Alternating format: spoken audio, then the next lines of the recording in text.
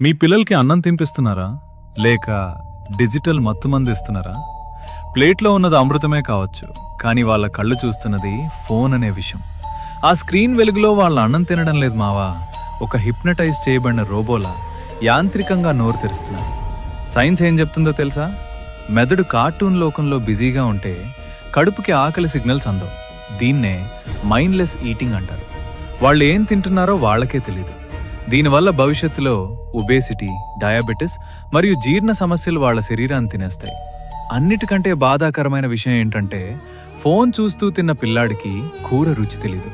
అన్నిటికంటే ముఖ్యంగా అమ్మ చేతి స్పర్శ కూడా తెలీదు. మీరు వాళ్ళను మనుషులుగా పెంచట్లేదు, భావోద్వేగాలు లేని జోంబీలుగా మారుస్తున్నారు. ఆ స్క్రీన్ మీ బిడ్డను మీ నుంచి దూరం చేస్తోంది. 2 రోజులు ఏడ్చినా పర్లేదు, కానీ వాళ్ళ భవిష్యత్తుని నాశనం చేయకండి. అన్నం తినేటప్పుడు నో గ్యాడ్జెట్స్ రూల్ పెట్టండి. వాళ్లతో మాట్లాడుతూ కథలు చెప్తూ తినిపించండి. ఆ బంధాన్ని కాపాడుకోండి.